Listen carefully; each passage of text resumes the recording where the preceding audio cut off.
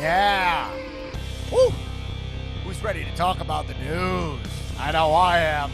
I can tell you are. Why else would you be here, Daddy? Let me get all beveraged up. Have a bunch of sips of all my beverages. Took a nice dip into my oat milk latte. Delicious. Have a sip of the creatine water. Still getting me jacked. Still making me fat. And open up a little lime LaCroix. Pour it over the ice. Woo! Ah, delicious. Yeah, oh yeah. It's getting me newsed up. I'm feeling newsworthy. Who else is feeling newsworthy? Let's do it! Yeah! Everybody, hello, welcome to RGN, the Regular Guy News, the least pretentious name in news, and I am your host. I am your anchor man, Dan Black, and I'm a regular guy. Hello, everybody. Welcome to another week of the RGN podcast. I'm Dan Black, as I said before, and here's what I think. We are in quite a week in the news. The Dan Black Attack podcast has been commandeered by the news cycle as we get into these weird times and the world is falling apart and news becomes comedy. We will be discussing all things the news. And as always, we're joined by out in the field by our only RGN correspondent, Miss Erin Finnerty, joining us from somewhere. We don't know where she is out in the field. Erin, are you there? Do we have you on the satellite? Dan, I'm here. Thank you. Erin, thanks for reporting to the news. Oh, you're welcome, Dan. I'm coming to you live from my apartment in Los Angeles, California. Wow. Approximately 1 mile from your house. Wow. Once again this week. So that's about 5 weeks running at this point, yes. where you've been reporting from where you deem to be the hot zone, yes. where the news is the most spicy and the most current. And so Absolutely. You've chosen your apartment again, a mere 1 mile away from my apartment. Yes. I think that's a good choice. I think that's a good place for news, especially in this global age. It's a hotbed for activity. So look, we got a bunch of topics this week, and that we will get into. I had one big topic planned and called an audible, like I do every week. This podcast, I call an audible. Erin can confirm right before we record. I call audibles because the news is changing constantly, so we'll get into that. But before we do, guys, remember, this podcast is grassroots Bernie Sanders style. Only $27. It's an average donation of $27. No super PAC. No, we have no super PACs. Not absolutely here. not. But you could support this podcast simply by giving us 5-star review on Apple Podcasts. You just scroll down in your Apple Podcast app. Even if you're using Stitcher, go to the Apple Podcast app. You know you got an iPhone. What do you got, a Samsung? What are you? The only person who listens to this who has a Samsung is my dad, okay? A Nokia? Yeah. Give this podcast 5 stars. And also, what we're asking for you guys is to tell one person about this podcast. It's been awesome. You guys are responding to the pod and sending me nice messages. Tell somebody you dig the pod, link them to it, and we'd appreciate that since we're just starting out. Okay, as always on the podcast here, we want to hear from you. This podcast, we call ourselves the least pretentious name in news because we're just digging into the news. I'm just a dude watching the news, obsessed with the news. I'm a news junkie. We're watching the Taps, Jake Tapper. We're watching the Blitz, Ingrams, the Bernie. Blitzes, the Tucks, the Hannies, whatever you're watching. And we're like, hey, what are these guys really talking about? Let's put this into layman's terms. So that's what I'm doing as a layman. And Erin, Dan, we like to hear from you guys, and if you think something we said is wrong or you just have something you want to discuss here on the podcast, something you want us to look into, you can email us at regularguynews@gmail.com. We got a Gmail. That's we're grassroots. Yeah. That's what the G stands for in Gmail, I think, right? Yeah, absolutely. Yes. I couldn't imagine another possibility. One of the top search engines, grassroots. But Erin, did we have anything in the mailbag this week? As you are out in the field looking through the mailbag. I have the mailbag here, and this week it's overflowing, okay? Wow, really? Yeah. Okay. Late breaking news. It is the RG and mailbag is overflowing. We have 2 items in the mailbag this week. Wow. And our server is pretty small, right? So for us, Yeah. that's overflowing. Yeah. We can Yeah, only it's really very full. handle 2 emails at a time. Right. Bursting at the seams. So, Okay. What do we got? all right, we've got 2. First up, we have return mailbag correspondent, Pat F. in Commerce Township, Michigan, who, Pat F. in the interest of full disclosure, may or may not be my dad. Yeah, Okay? so I don't know. Having a lot of confirmed nepotism happening here. Yeah. Having confirmed this, I mean, it's in the mailbag. I don't know. All Okay. right. Pat F. writes, hello again, Dan and Aaron. Really enjoyed your last 2 podcasts. Actually, they are more like brief visits with 2 good friends, which in this time of quarantine and isolation is really needed and valued, and I look forward to them, so keep them going. That opinion, I'm looking to make a fact. Let's lock it in. It's locked All right. in. Yeah. He continues, as to the QAnon episode, those people and the whole thing will, like all other cults and craziness, just go away. If they're so worried about it all, why don't they really make a statement like the Vietnamese Buddhist monks in their orange robes and did when they lit themselves on fire? Then maybe I'll listen. As for the You people heard it here first. Pat is calling for QAnon people to take off those red shoes or keep them on if they're flammable and light yourself on fire. And like then a maybe Buddhist monk. he'll listen. Then maybe you'll get a new your message will get through to if you're worried about Pat F and what township is he in? Commerce Township, In Michigan. Commerce Township. If you want to get it one through the skull of one person, right. it's just calling One for a thick quick arson-induced suicide. Self-combustion. Yeah. All right. So as for the people who support the Orange Man in the White House, you could do another 3 or 4 shows just trying to figure that out. So let's just simplify it and say they and their leader are a bunch of creeps. Anyway, so Pat has a couple actual questions for us, and we'll edit some of them out for time, but a couple questions. What do you think about Joe Biden's welcome of former Michigan Governor Rick Snyder's endorsement, seeing as how he was responsible for the disaster in Flint, Michigan? Yes. So this is the first question from Pat. And I'll answer that quick while I have a second because this is going to be a quick answer. Yes, a quick answer. Totally fine with it. Obviously, the guy's a jabroni, especially you're someone who lives in Michigan, so you're directly affected by this. I don't know if you're near Flint or you've been, I don't know if you head over to Flint for when you're thirsty. You know what I mean? A little bit about Commerce Township, Michigan. It's a coincidence, and it's not close to Flint really at all. Right. But I'm just saying, maybe if you're, I don't know, these people from Commerce, maybe they drive out there during their jog. Maybe it's on the route, if you know what I mean. True that. And you get thirsty, will be affected by this shit water in Flint, Michigan. Mm-hmm. But what I'll say is this: it's important to play Trump at his own game, and Trump is the man who literally said that. This QAnon woman, forgot what her name is, who cares? Green, I think it was. Whatever. We talked about her 2 episodes ago. And she, he said she's a rising star just because she's a Republican. At this point, like I said, I think the Trump presidency is an emergency to the state of it's an existential threat to what we stand for as Americans. Personally, that's how I feel, and I don't think I'm overreacting at all to this Trump presidency. And so I think at this point, this is a person who won an election at some point and has some kind of following, even if it's one person in the state of Michigan. Any votes we can get in a state that went to Trump last time that should have went to Hillary, take it all. Take it all. Absolutely. I mean, Rick Snyder was a Republican governor of Michigan, and his approval rating, I think, was only 46%. But that is 46% of the state of Michigan who does approve of this guy, and those are Republicans. And then he's endorsing Biden. And then the people who don't approve of him, you'd imagine, are already on the Biden side. So on the Biden tip. So that's my quick and dirty answer for Pat F.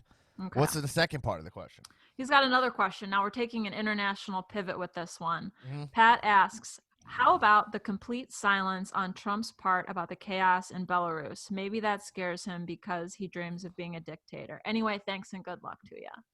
Okay, so look, I didn't know shit about this Belarus thing, which Me means neither. I looked it up after I read this question. right. I didn't know anything about this, and this is, this is RGN. This is not where I don't need to pull a Don Lemon and pretend I know everything. I don't know if he does that, by the way. I don't think Don pretends. I think he's got facts. Yeah. Don Lemon's a pretty smart guy. Lems, the Lems. the Lems is a pretty smart guy.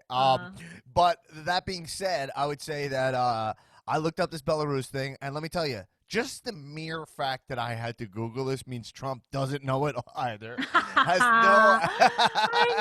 I know. Facts. Is that if there's anything about Trump? Do you think Trump knows where Belarus is on a map? No, Absolutely, I really doubt it. Absolutely not. And the only reason you haven't heard anything about this from Trump is because he doesn't know anything about it, just like anything else. That I would take a bet, gun to the head. I'm wrong that Trump could tell me what's going on in Belarus right now. No chance. Dan, no chance in hell. I really don't think so, because he doesn't even know, well, he claims not to know what QAnon even is. I don't think his aides, his people are keeping him abreast of stuff that's happening here.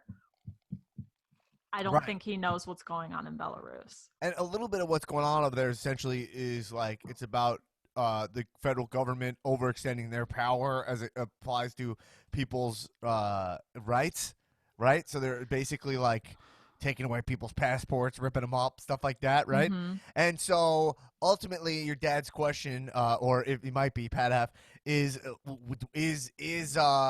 does Trump support this kind of dictatorship behavior? Absolutely. Everything about Trump's behavior has shown that he thinks that the executive branch should be able to do whatever they want and should be every checks and balance in the Constitution is a slight on him and not to make sure that our democracy ensues. So yes, I agree, but I also think this is why Trump would be a bigger problem than someone who just wanted to extend executive powers, is that he also is a complete ignorant dumbass and doesn't even know what's going on. So everyone who's ever worked with him, this is people who left the cabinet, and every single person who leaves his cabinet, who leaves the Trump administration, I shouldn't say cabinet, they're not all cabinet members, but they all say the same thing, which is that he's willfully ignorant, doesn't read anything, and just watches the news like me. So I assume that Trump has the same information I has. We're both from the same place. He's probably reading 1 to 2 less articles than you are. Absolutely, because what I promised you is that I will dive at least 2 articles deep into a topic. So yeah, so I would say that no, Trump. So that's my full answer to answer Pat F's mailbag this week. Okay, thanks, Pat. Thanks for writing in. So we had one other item in the mailbag, which I have forwarded to you via email. I have it here. So it was a rebuttal to some points that were brought up on our previous episode. And Dan, I'll let you. Yes. Turn the floor to you. So this is from Sean Watsatuya. Sean, what's it? Oh my God! Did I just get Sean what's W. it to you? Mm-hmm. Was it what's it to you though? Was that I see. Yeah. All right. So you got me with a like a Mo from The Simpsons, right? Yeah. Amanda so Sean, hug and kiss. Right. So I don't know who Sean is. Sean, I just read it quick. Sean, what's it to you? But Sean, I don't know what your real name is. You might be someone I know. I don't know. But anyway, listen. You wrote me an email, and I'll read part of it. I think it's a pretty interesting email. First off, I thank you for responding to what we said here. It's basically a response to me saying something to the effect, I don't remember the exact quote, about how the answers are always kind of in the middle, you know? Mm-hmm. But let's hear what he has to say. Dan, I fully understand the inclination to think that the middle is where you find logical approaches. It's a romantic idea. But what middle ground exists between wanting people to lead lives of dignity and a fuck you, I got mine mentality? The Republican Party as it exists today isn't saying or doing anything in the best interest of the American people. We're in the middle of a pandemic with hundreds of thousands of dead and millions unemployed. Now is not the time to look for middle-of-the-road answers. Tying health insurance to employment is ridiculous and stupid. I don't want a middle ground between that and everyone getting health care. All cops are bastards because the system So we're going to take this in pieces, but all Yeah. cops are bastards because the system. So that's a response to last week, us talking about somebody saying ABAC in their profile, and me saying I don't think it's effective messaging, saying all cops are, or it's ACAB, sorry. Mm-hmm. All cops are bastards, I thought is a little, I just think that's kind of extreme rhetoric. That So anyway, I don't want to deflect from my point, but it sounded like ineffective to me. But let's get back to what he says. So let's give Sean his time here. He said all cops are bastards because the system literally punishes cops who don't play ball. If you don't fall in line, maybe your cop buddies don't respond when you call for help, and so on. The police literally started as a tool to keep minorities and poor people away from the rich. There's no good in the system, and I don't care if 1 or 2 cops are decent human beings because the system in which they work is corrupt, vile, and operates in bad faith. Also, reform doesn't work. I get that you feel it might, but we have extensive data showing that it doesn't. I'm going to link several peer-reviewed scientific studies now. So, I think that's where I'll stop reading this for now and start responding to it, because I have clicked through a bunch of these links, and they're really – and first thing I want to say is thank you for these links. This is, again, part of what RGN is the regular guy news, where I don't enjoy – a little bit of the bubs. I don't enjoy watching the news and seeing a bunch of pundits with their point of view, and they're literally sometimes surrogates of a political party and are paid to have a point of view, and they're paid to defend Donald Trump. And somehow these people get on like CNN and all these channels, and no matter what Trump says, their job is to defend him. Right? And the amount of times it's like, oh, I think what Trump means here, as opposed to saying what he actually means. So I find that ridiculous, because the conversations are non-starters. What I want to do is live in a place, and part of what this podcast is you can change my mind. I'm open to your information. I'm always taking in information. I always say this. I'm shocked. I have days where I feel like a Republican. I have days where I feel like the most liberal. I feel like some days I'm constantly shifting with information I hear. Some story pulls me this way. Some story pulls me that way. I hear a fact this way. I go, oh, we got to change this. And people who are so locked into being like, I support this, and that's my deal. I'm like, that. It's so rigid, especially how things are changing rapidly. In today's society, I always think that's kind of crazy. So part of here is like, I appreciate getting an email like this. I like this combative nature. I don't see this as a threat to me and my listeners are going to think I'm weak and blah, blah, blah. No, I'm going to litigate this, see what I think. You know what I'm saying? Right. So I'm glad to get this. And as a kind of this kind of email is my dream for this pod, because my reputation's not tied up in me being right here, Right. I'm a fucking clown shoe. I'm a pro wrestling podcaster. Truth. Anyway. All right. So I want to take this in pieces just to kind of understand it. So, right. Okay. I guess my definition of middle is fundamentally different than how you see it, and that's understandable.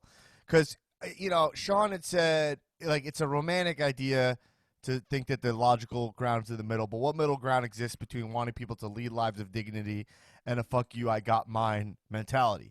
And that's not at all where I'm at. I'm not at all like, let's change a little bit so that I keep what I got. That's not at all where I'm coming from. I understand that is how this can be filtered, especially through someone who feels suffering in this current moment, that the disparity feels huge like that. I think what I mean by the middle is like realistic, immediate progress is what I mean. Like, I'm talking about things that we can literally do right now, day one of a Biden presidency. Right. That's what I mean by middle. And so if we get caught up in like, I think right now we have a fire, like a raging fire, literally and figuratively, in this country that needs to be put out. And for me, putting that out takes agreement as fast as possible. And I know that that's going to lead to more people suffering. These changes aren't immediate. And I think over time, systemic aspects of society of American society need to drastically change. But thinking that's going to happen overnight is just not going to save lives immediately. So that's my thought process. And I would be open to debating that all day. For example, so one thing that you had brought up was in the next paragraph, you say tying health insurance to employment is ridiculous and stupid. I don't want a middle ground between that and everyone getting health care. Okay, so why I say middle ground is saying that overnight we're going to turn to Canada is unrealistic. That's a massive government expansion of our healthcare system, which just cannot happen in our current state of our country. Should we be there already? Absolutely. I'm a full believer in universal healthcare, you know? Mm-hmm. And expanding Medicare. Like, I think it saves us money. I believe in preventative care, you know? Had a recent thing with my family where we had a preventative care moment where I was like, oh, wow, someone who has health insurance was able to catch something before it became something else.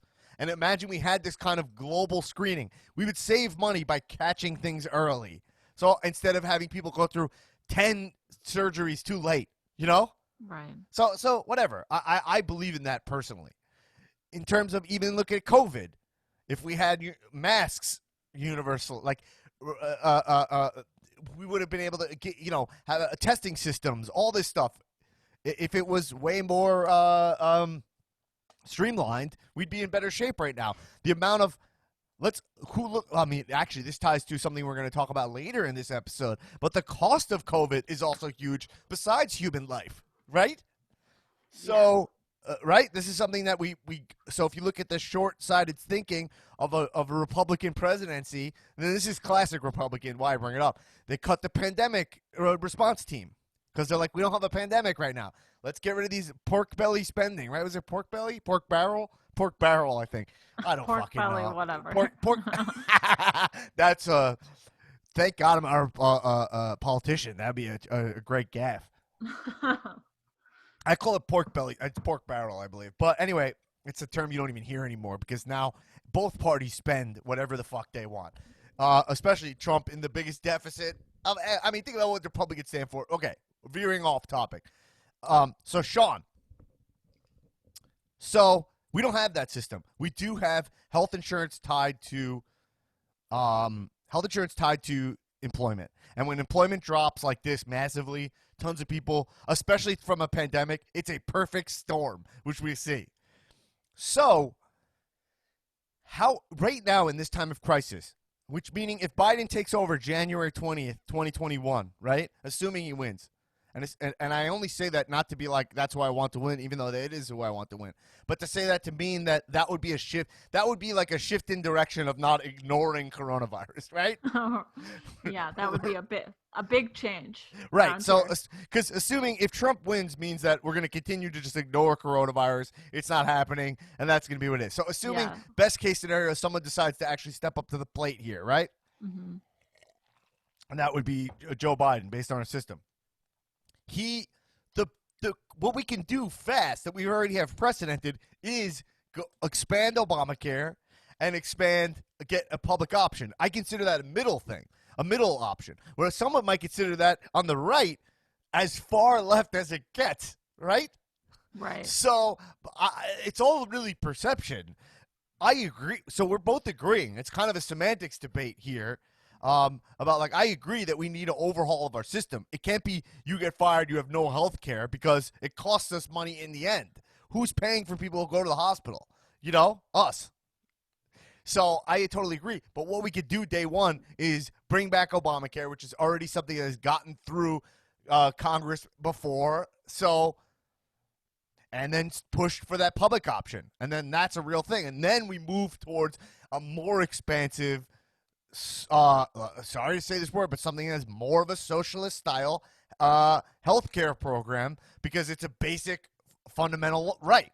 So I guess that I see that as middle, and maybe we're agreeing. I'm not sure. But if you think that by even in the next 5 years, thinking about what America is, we can become Canada in terms of our healthcare program, that means that you're dismantling huge industries, insurance industries, like right away.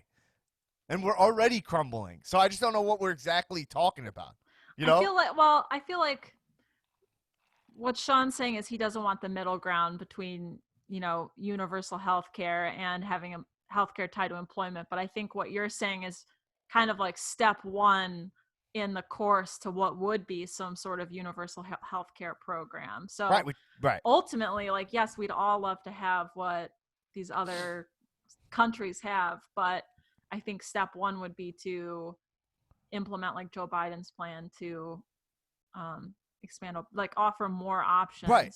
rather than I'm you're just, like kind of in the right. middle of what he's saying, but it is along the road to hopefully one day achieving this universal health care. Absolutely. So that's my view on the whole situation.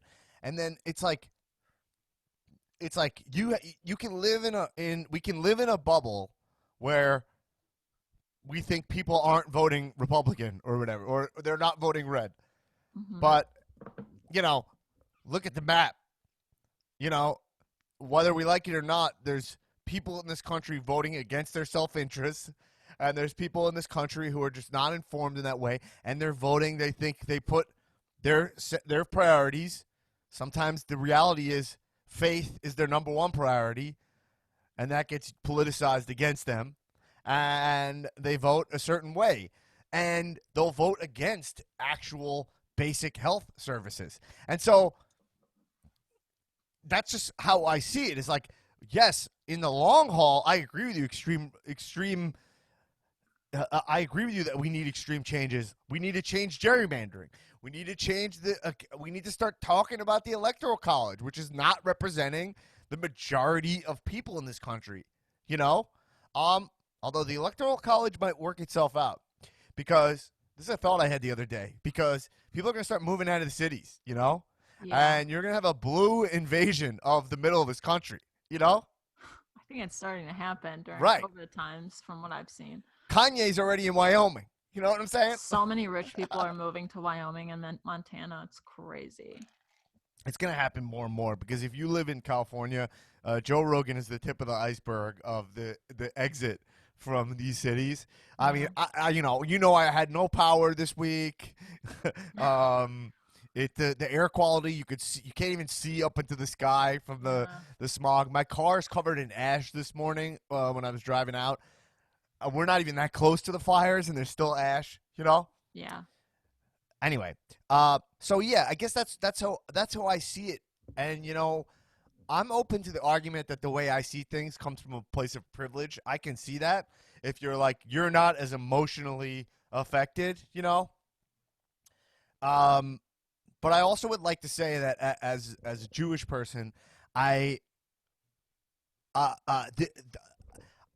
think that hate crime, anti-Semitism is way, way up in this country. I'm not even religious, And how it affects me directly is I went to college. I went to the University of Delaware, and I just found this out, I think, yesterday or 2 days ago, that the Chabad house where I would go for like Friday night dinners sometimes, services, was burnt down.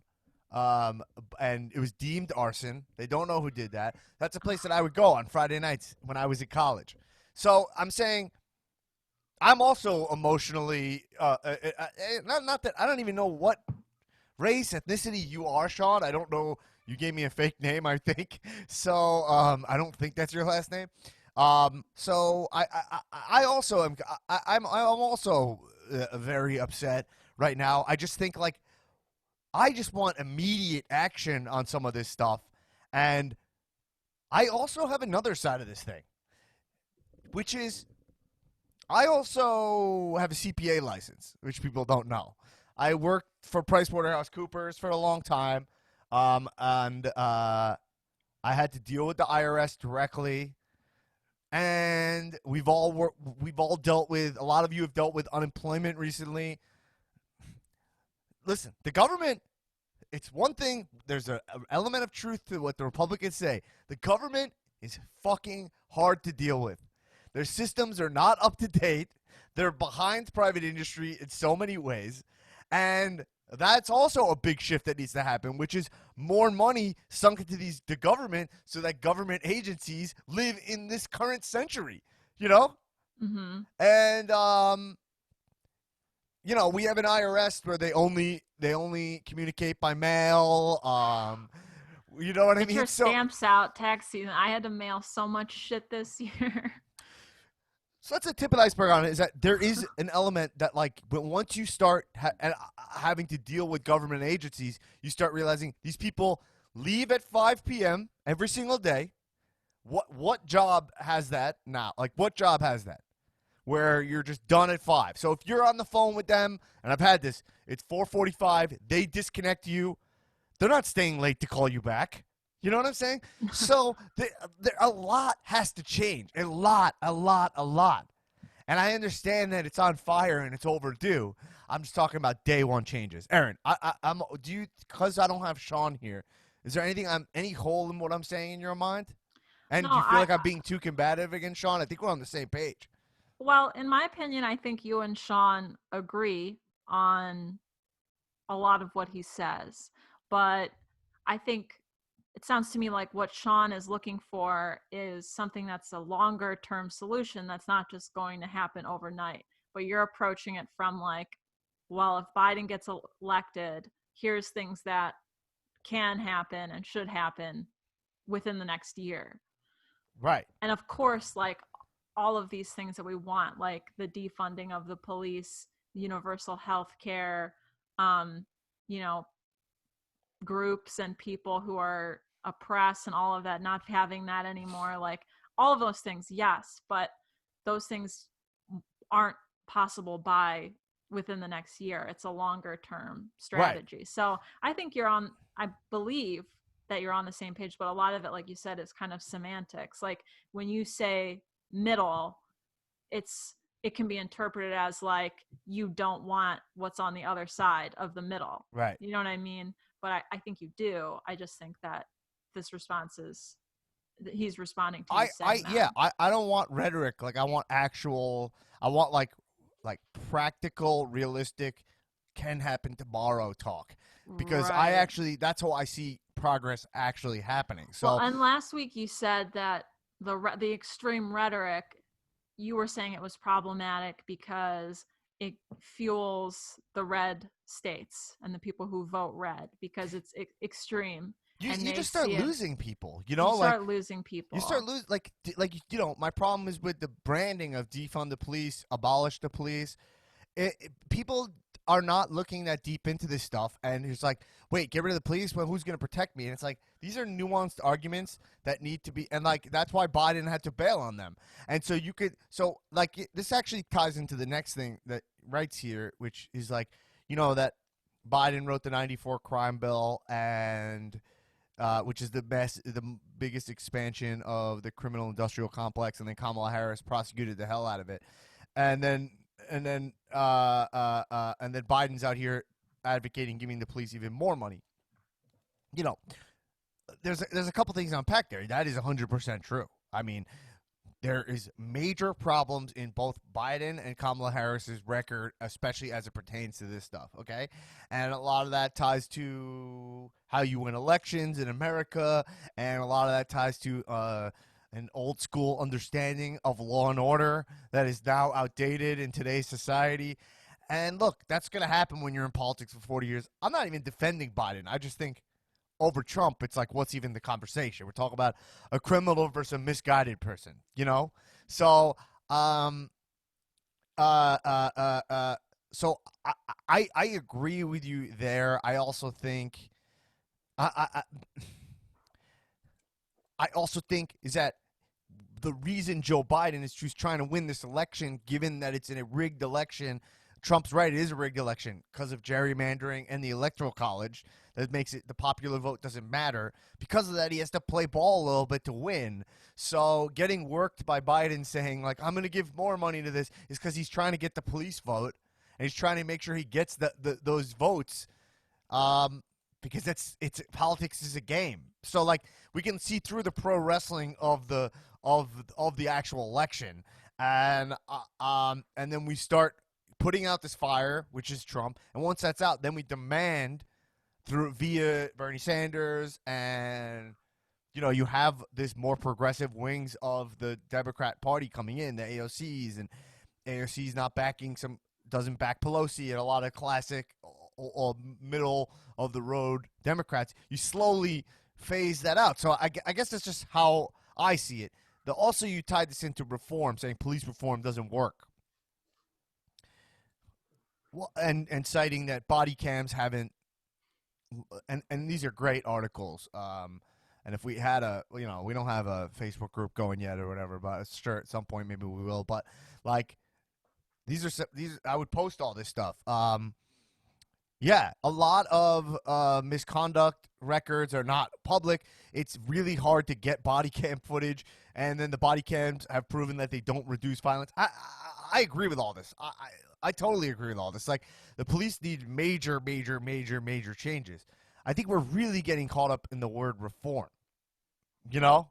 I guess I see reform as there's ways to change it all, because you need to have some kind of policing body, right? Right. Well, I think when you said reform, correct me if I'm wrong, you meant it as change how policing is done, which would require defunding the police. But this reform idea, I think, is traditionally thought of as, like, education, Right. implicit bias training, classes, all that stuff.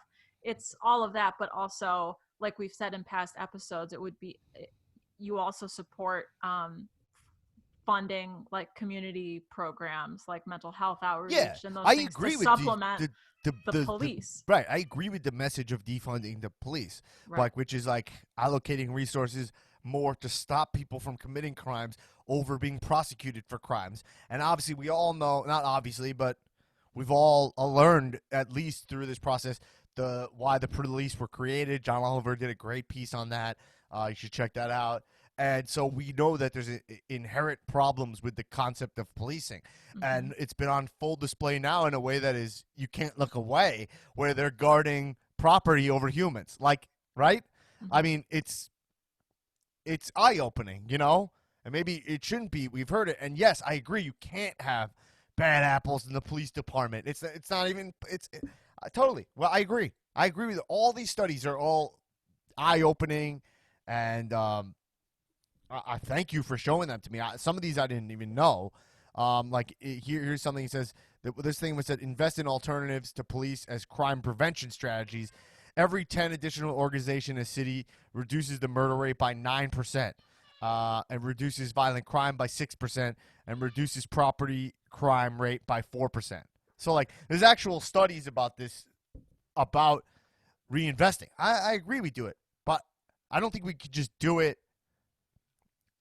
I think we could do this stuff day one. I'm just talking about the branding. My only problem with defund the police and abolish the police is that there's so much nuance involved in it, and people don't look into it. So I was like, right, like your average person, if they were completely uninformed and not reading into like what it actually means, which we did a whole episode on, would just take it as, you want to take all the money away from the police, and then what? And then what's the police? Where's the police? Who's going to come when I have like someone breaking into my house or whatever?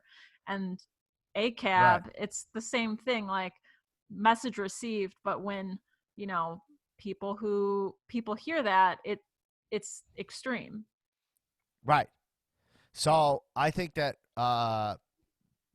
again, we're agreeing on everything. I just think we need to, my middle of the road idea, when I mean by middle, I just mean like, I want these first steps. That's exactly what it is, the first steps. But ultimately, I agree with you. We need a major shift in this country. It's been heard loud and clear. How many more examples what other footage do we need to see? Like, if it wasn't for these cell phones, this would just keep on going.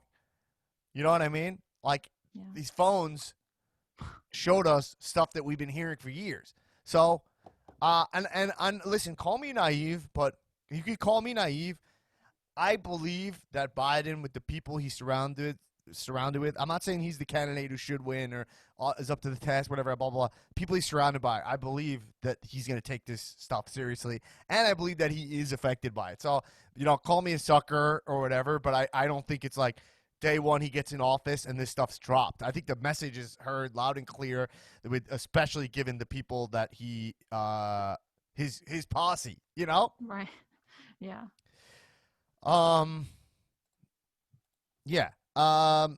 but I get, I get with Kamala Harris and her record, I get why you would have your misgivings. I completely understand. But anyway, the bottom line here is, Sean, whatever we could, I think it's a semantics debate, and we're only disagreeing about like maybe execution and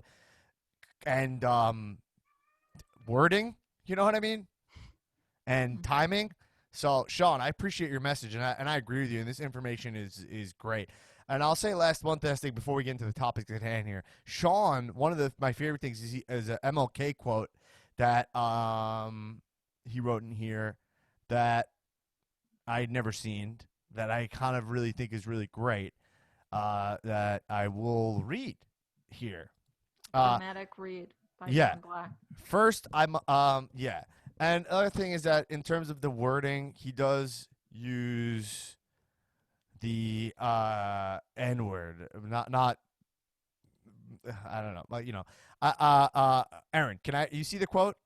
Can I read this in its real way? Or is that offensive? You can. I think you can. I mean, this is a Martin Luther King quote. It's not the traditional N-word, hard N-word. So Right. Okay, so this is a quote from MLK. And by the way, this is a quote I'm reading by proxy of Sean. I'm not using this to prove any message. I see a lot of reckless people using MLK quotes who should not be using them to prove the opposite of what he would want. And so that's not what I'm doing. First, I must confess that over the last few years, I've been gravely disappointed with the white moderate.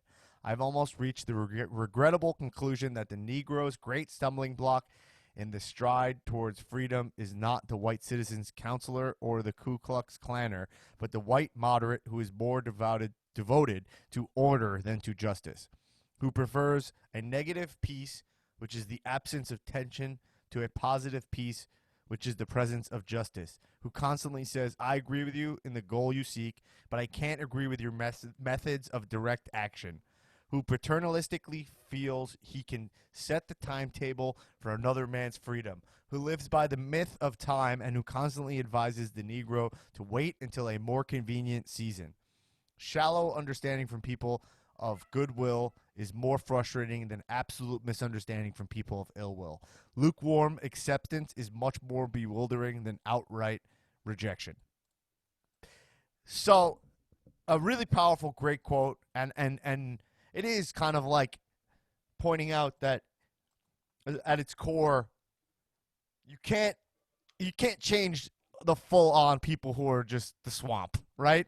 Like the people who are gone, the people at Lake Travis this week who are just, Trump's great, he's done nothing bad, well, let's celebrate him. But there are people, essentially, I think Sean is equating me here as someone who's more in the middle and thinks like, oh, we got to keep it the same a little bit until the time's right. And I agree that probably there is a complacency from people who are like, let's just keep and that's survival instincts, right? Like if you're safe, keep things going, you're able to put food on your table, it's working for you, let's keep it calm, But that's not what I'm doing. I think we need massive changes. We're all just I think we need a lot of massive changes, and we need a massive I think the only thing we're disagreeing on is I'm taking baby steps in my mind, and maybe that's unfortunate, sad truth of the realisticness here, but we need to take one step forward, which is getting Trump out of the White House. None of this is possible with him in that White House. None of this. None of it. And not just him. We're talking about, you have a Senate right now which doesn't stand up to him and is not in line with a lot of this message. So it's about changing the whole government. And voting is the first baby step, is really what I mean. Well, and with Trump out of office, all of the members of Senate and people who are like lockstep with him every step of the way won't be as empowered as they are now, So yeah, it's the one great big step forward. Anyway, Aaron, do you feel like I answered Sean's questions here, and Sean got his due? I think Sean absolutely got his due. I think you addressed his points. I do think that the links that he shared were informative and interesting, and also absolutely things that are fact, like that we want, like, any civilized person who's listening to this would want. So yeah, I think Sean wrote with some great points, and I do think that what you disagree with each other on is semantics and a matter of like the timing or whatever. But again, like if you look at it, just let's go step one on this like path to all these greater good Right. things that we want, you know. All right, Sean, let's lock it in, and we'll hear from you again. And obviously, Sean, thanks for listening to the podcast, man, and taking the time to respond. Appreciate that. Sean is locked in. All right. Locked it in. All right. So before we move on to our main topic, actually, time for a quick pee break. Okay, Dan. I'm in.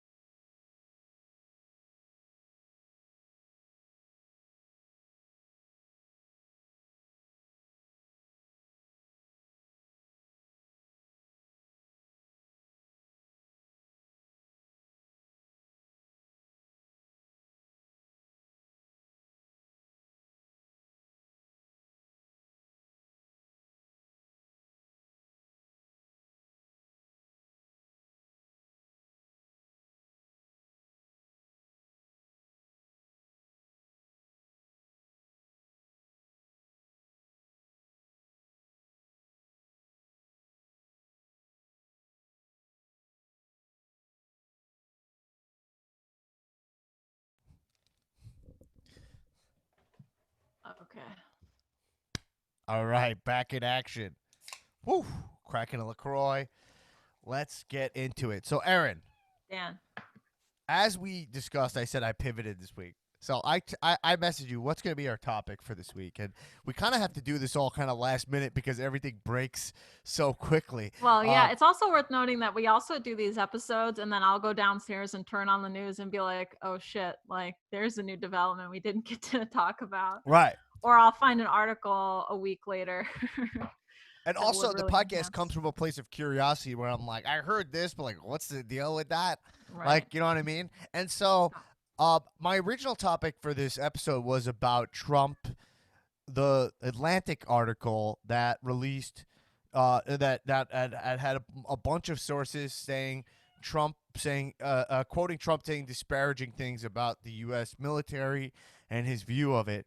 And my thing was, okay, so the big controversy with this story, if you haven't heard, and I'll go through some of Trump's comments quick, but is that it's all from anonymous sources, right? So my question myself was like, who said this? What's going on here? Like, is this true? Is it not true? Because that stuff's kind of overlooked in the news. It's like Trump said this, and you're like, as a viewer of the news, and you're like, oh, I want to take this information. Is like, they're just like, it's reported Trump said this, and you're like, who said this? Where's this come from? What is your source checking routine? I'm not exactly sure. So I looked into that, and the big controversy was that it was anonymous, right? But CNN was the first place I saw this, and they had said that the sources they had from the Atlantic were very solid, all ex-administration members of Trump, and they all have corroborating stories about the same stuff. There were people on a trip with him, I believe, in 2018 to France. I think that's where a lot of this stuff came from. And so I was looking into that, and then Fox News was at first denying it, and then Fox News, I watched the clip, completely, because Trump, people don't know, Fox News is a very right-centric state television channel, and they confirmed it as well, the sources, that it was true. And they've kind of went back and forth on it depending on which host of Fox News you put on, even though it's clear that whoever their fact checkers are have checked that this is true. But here's the deal with this and why I abandoned talking about this, even though I still am. Here's the comments, essentially. The comments Trump said they were basically like, he hated John McCain, right? Yeah, and that's no secret. He's said that Which we know. We know that already. So I buy anything he would say about McCain. It just came down to, I'll give you a spoiler alert what I'm about to say. I don't need this stuff. This is 100% shit this guy said. You can't convince me otherwise. It sounds exactly like other stuff he said. He's already said other versions of this, and then he's denied stuff that we have him on tape saying in his defense of this. Right. So it's just like a non-story. Like if you at this point think Trump is, when he was running for office and you voted for him, when he said that McCain got caught so he wasn't a war hero, wasn't an American hero, when if you know anything about John McCain, he was a prisoner of war, right, from a privileged family, like a military family. They offered to let him go before his platoon, right? I don't know if that's the term, by the way, platoon. I just wanted to say platoon because it's a cool word. You don't get to say it very often. He stayed voluntarily as a prisoner of war until they were all released, and he was wounded. So whether you like McCain or not, and I didn't agree with a lot of stuff McCain was into, the guy's a fucking hero in every sense of the word. You know? Right. Okay. It's reported that Trump wanted, when he sent, the stuff that goes through Trump's mind wouldn't even cross my mind. They're so sick. When they were sending a hospital ship like the SS McCain to Manhattan, right? Oh yeah. He didn't want them to see that it said McCain. Really? That's terrible. Because I didn't know that. John McCain was already dead, so it was like dead. Yeah. Okay. So here's the stuff that's reported. He said, "Oh, I want to have military. They were gonna have a military parade of some sort, whatever." Which is already problematic to begin with. That's already like straight up dictator behavior. He didn't want to have amputees as part of the parade. Yeah, right.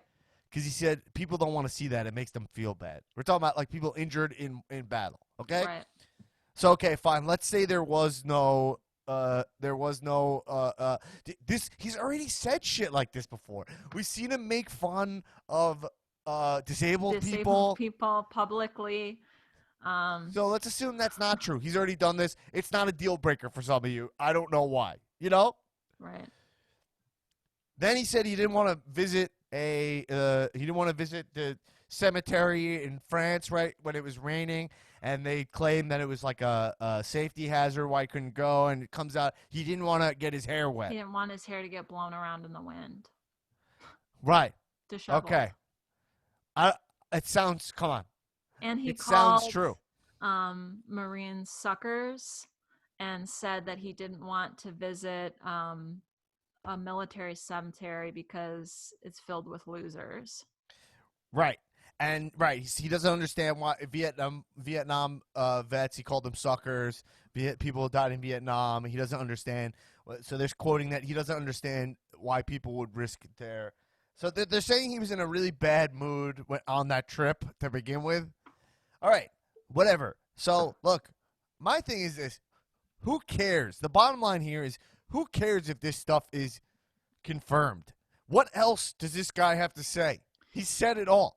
Right. Well, a thing I heard on the news was that ordinarily, if any other president, if an article had come out of this nature about like George W. Bush or something, there would have been military officials, generals, high-ranking people, respected people who immediately would have come to his aid and backed his character and said, like, I know this man. He would have never said that.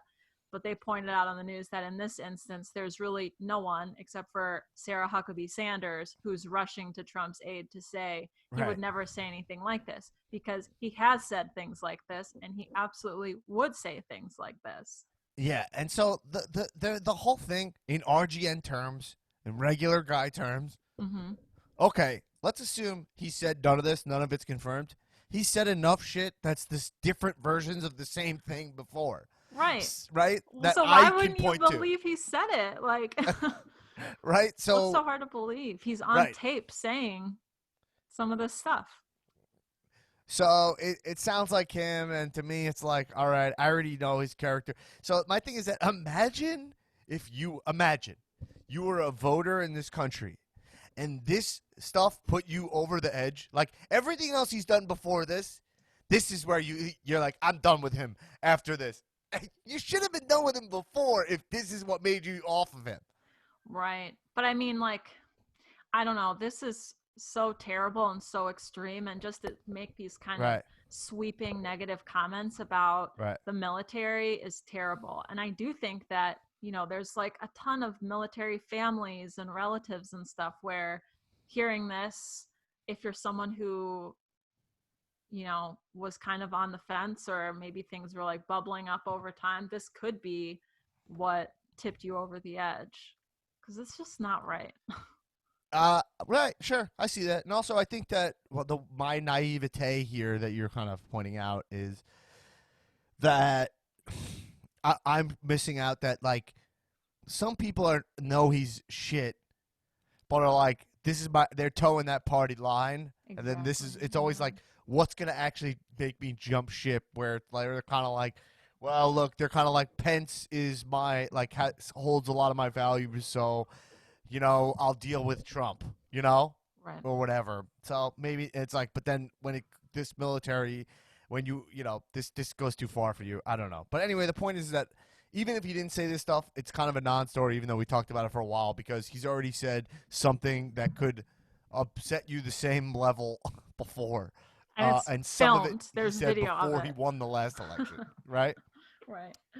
So I'm pivoting to a couple other stories that I had here. Okay. So let's lock it in. Trump said that. It's like what most outlets right now are locking in that he said it or he didn't say it. We're locking in it doesn't matter because the sentiment's already been there forever. Okay? Yeah. Got it. All right. Next thing I want to report on is these are two things. I want to report on this Sturgis motorcycle rally. Mm-hmm. If you don't know what that is, okay? So I saw a little thing about this when it happened, and then I was like, how is this going to go? And not well. So a big, huge event in where was this? South Dakota. Okay, so yeah, in South Dakota, they're calling this was a Superspreader coronavirus spreading event. This is reported from The Hill. I think these guys reported this first, too. But the Sturgis Motorcycle Rally in South Dakota last month was a coronavirus super spreading event that led to an estimated $12.2 billion in public health costs, according to a new study by the IZA Institute of Labor Economics. Okay? I can't confirm if IZA knows what they're doing, but okay. The analysis tracked anonymized. Oh, okay. Anonymous. Ooh, anonymized. You know that you've ever heard that use of anonymous as a verb? Yeah, a past tense verb. I don't think so. Oh, anonymized. I like that. Good job, The Hill. The analysis tracked anonymized cell phone data from the 10-day event that showed smartphone pings from non-residents and foot traffic at residents, restaurants and bars, retail establishments, entertainment venues, hotels, and campgrounds each rose substantially. Stay-at-home hours for local residents fell during the same time period. Well, it should be noted that this rally, there were there was nearly 500,000 people there in a small town. Right. And the event went on it was a 10-day event. So this is a lot of people packed into a small place for an extended period of time. Right. And so they're saying because of this increased case count, they're saying it cost us $12 billion in public health costs. So what I'm saying is that here, researchers concluded that more than 266,000, so 266,000 cases were tied to the event, attended by more than, like you said, 500,000 individuals. Wow.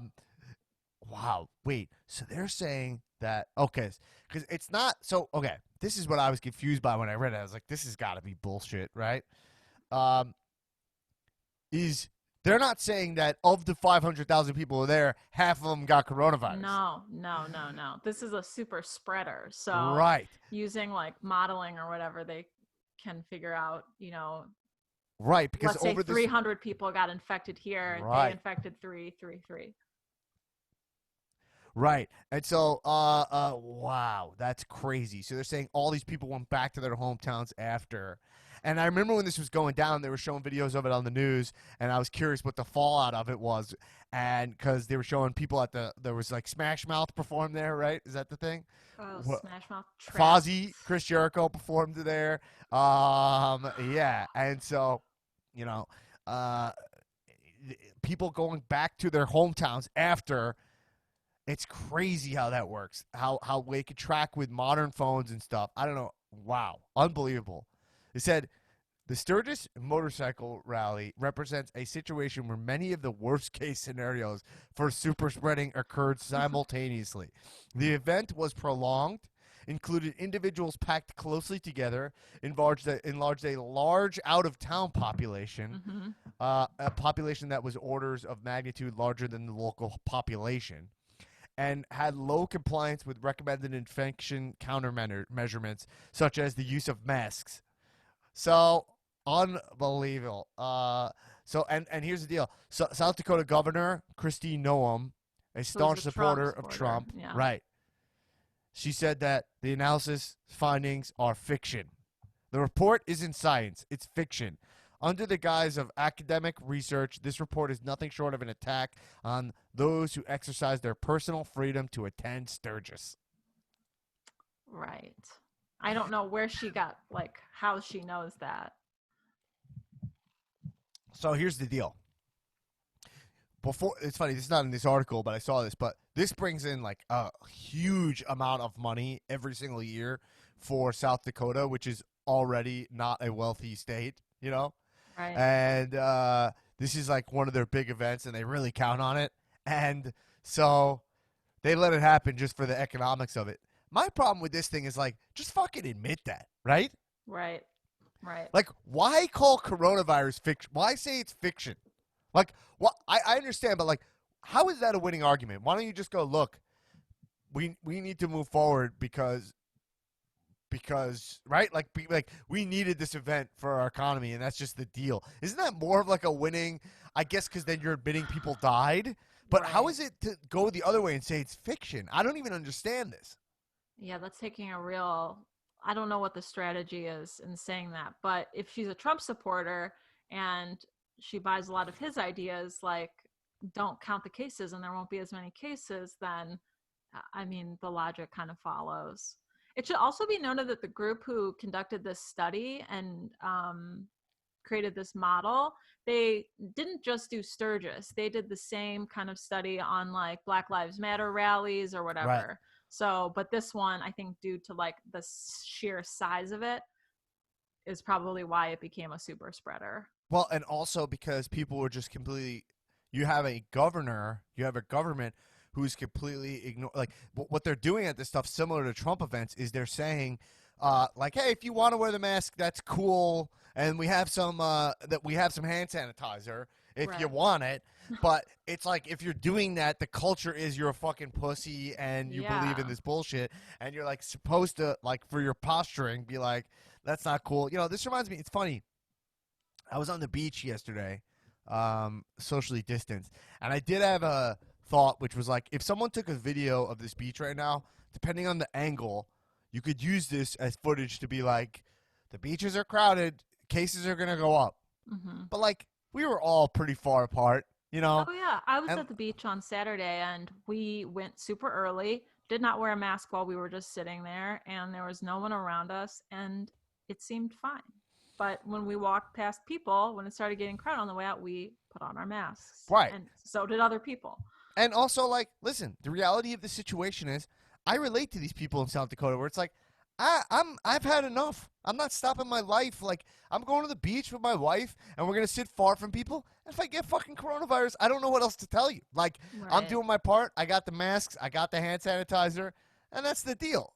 It's Labor Day. So when they're right. stay inside on Labor Day, I'm all right, it's just not going to happen, at this point.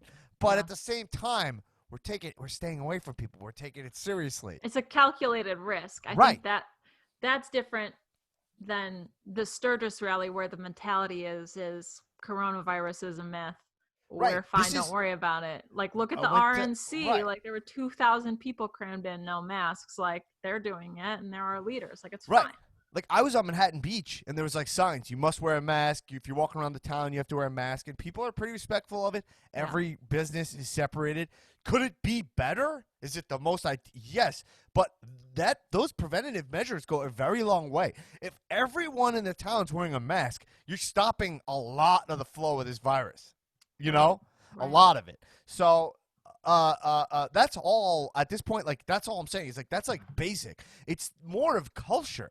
The culture there is like, look, we're all taking a risk, but let's all keep each other as safe as possible and respect each other.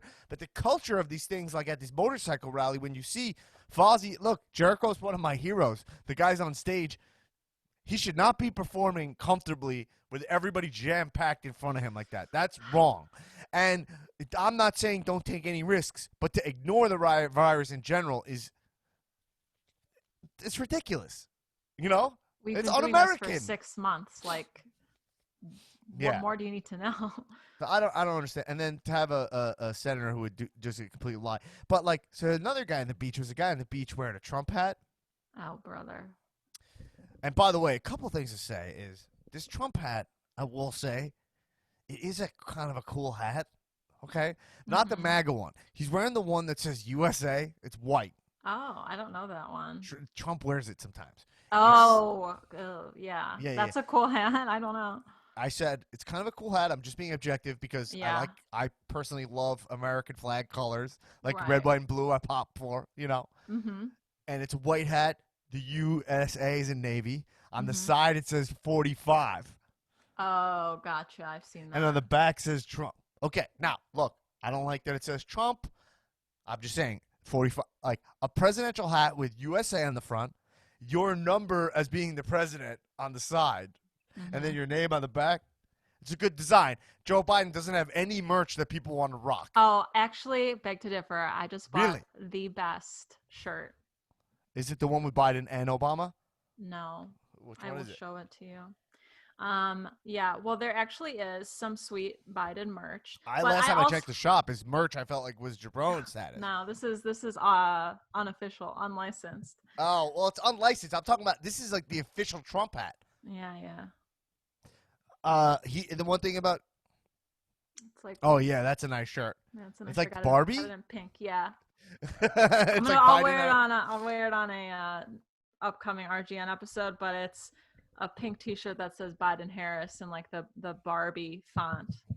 I like that a lot, but that's not official merch. I'm saying not official. No, I hear you.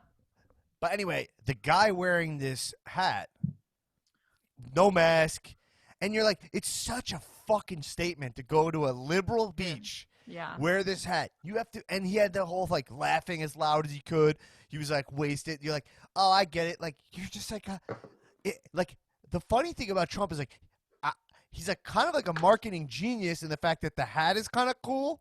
You know, in my head, I'm just objectively saying it. I would never rock it. But then also you're like, you have to wanna cause a stir to wear it. So that's going to limit the people who rock it, even if you support them too, right? Yeah, but there is that very special group of supporters who love that shit. You know what I mean? Who will wear it into the Trader Joe's, you know. Oh, it was this guy. He had an American flag, young guy too, an American flag umbrella. And it's like, I hate how you think you're more American or something. You know what I mean? Because you have more swag or merch. Like, come on. Yeah, it's so frustrating. It's like, anyway. Well, you know what? I will just say this. One time Barack Obama had this cool jacket post-presidency. It was like this bomber jacket he wore to an event, and it had the 44 on the cuff of the jacket. And I was like, that is the coolest president I've ever seen in my entire life. The jacket made it. Ooh, 44 on the cuff? Yeah, like it was like this nice ass. I forget what the brand was, but it was like embroidered on the jacket. It was really cool. Ooh, makes the hat look like shit. Yeah, no, I mean, you know, obviously Obama. Don't get me wrong. Obama also had great merch. Oh, Obama some from of the Arrested. finest. He had the kind of like Obey the Hope one. You know what Yeah, I mean? yeah. The I forget that guy's name. Yeah, there's an artist who makes those. Right. That one was Hmm. really cool. Um. Anyway. Cool. So So. quick reference. This jacket. There's a little Ooh. 44 right Was there. he at a Duke Swag. game? Yeah, he's at a Was he the president? That was post. post. Ooh. Anyways, Do you remember when Barack's. he wore the tan suit? That was a big controversy. Dad, he brought back dad jeans though. Like dad Yeah, jeans are cool now yeah. thanks to Barack. Yeah, it's kind of crazy. You think Obama would have like a cooler jean game, right? Nah, he brought that shit back. Now like we all wear like I wear mom jeans with a t-shirt tucked into it. That's Barack, all Uh, Barack's influence. anyway, all right. I think it's just too long on some of the other stuff. I'm gonna Hmm. save this other. I'm gonna save for next week talking about the fires in California. Oh yeah, well that's fine because we'll see how things could be very different in a week. Yeah, we'll see how it plays out. Yeah. But I'll give you a little spoiler. It 100% is tied to climate change. But one last thing we'll cover here is these boats sinking in Lake Travis. Okay. Yeah, the boat rally. Well, I think your question is a lot of people were not covering on the news like what the hell happened here. So there was a boat rally in what was it, Lake Travis in Austin, Texas? I don't know. Yeah, it says, all right, 5 boats sank during a boat parade in support of President Trump on Lake Travis on Saturday afternoon. The Travis County Sheriff's Office said they responded to a total of 15 distress calls, which varied and included boats taking on water, stalled engines, capsized boats, and boats sinking. Um, the TCSO said as of Sunday, 3 boats have been towed out of the water and 2 remain submerged.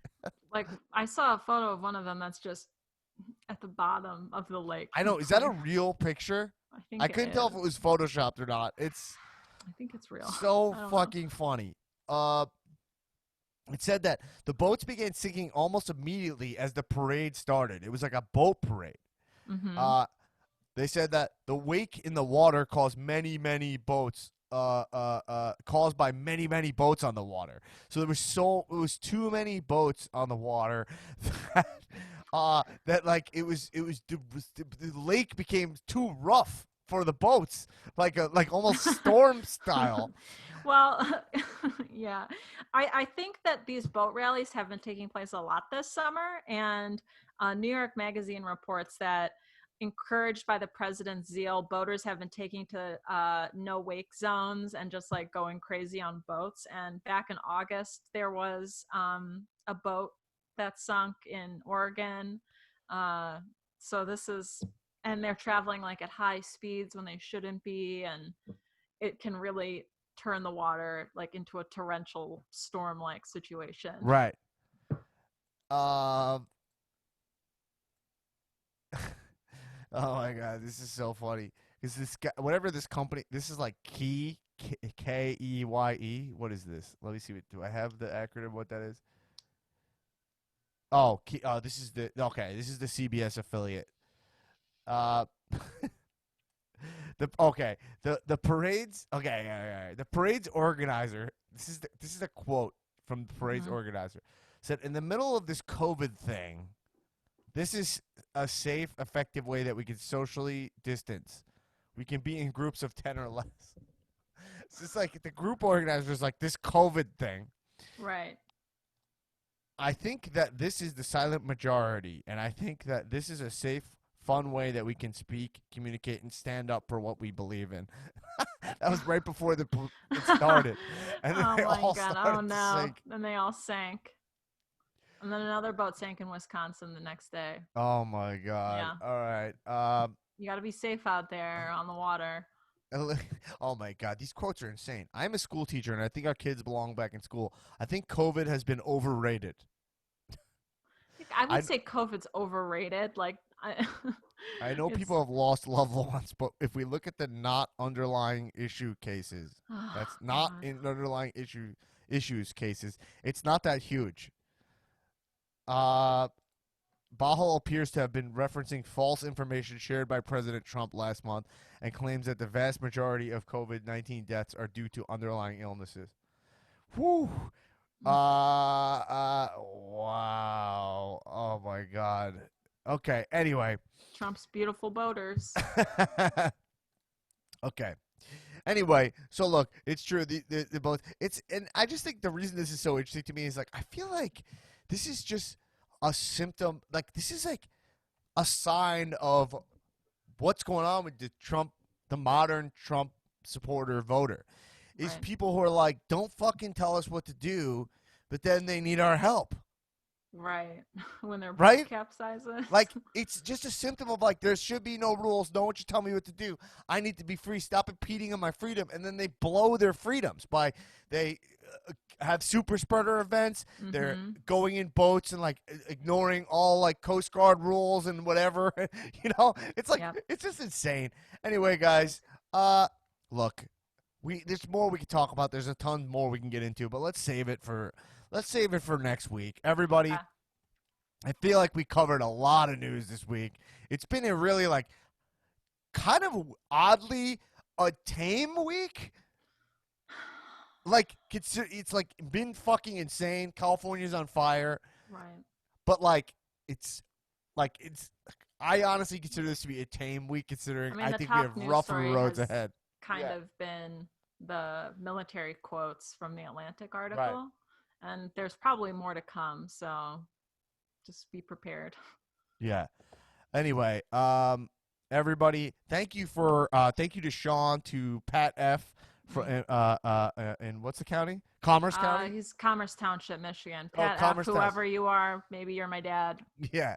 Thanks for writing in. And everybody, you can get your questions here on the show, regularguynews@gmail.com. And reach out to us. And also, if you like the podcast, give us a 5-star review on Apple Podcasts and tell one person about the show. That's it. Just one. One person about the show. This podcast can be a super spreader. Yeah, we're going to turn this pod into a Superspreader event. Mm-hmm. Guys, all the things, the takeaways from this podcast is, look, again, me and Aaron, we're both going to the beach. We're both taking calculated risks. You know what I mean? I got a haircut. Okay, Aaron cut my hair one time. I cut Dan's hair one time. That was a calculated risk. Right, these are calculated risks, and I agree. Like, look, you agree. You have to get your life back to normal. If your school's open, you decide if you want to send your kid to school. That's up to you. But don't go to a fucking Smash Mouth concert. You know what I mean? Like, is it worth it? Right. Let's avoid the completely avoidable stuff, and, like, take the risks based on essentials and wear the masks. It's a sign of respect. Yeah, even if the masks don't work, okay? Let's just say they don't. Do it because we think it does now, which they do work. They're proven that they do work. Mm-hmm. Okay, everybody? And everybody, as always, thank you for coming by. And people, I think you need to do what you do. And everybody needs to stay informed and stay regular. Good day, good night, good friends, good times. Stay regular. Bye-bye.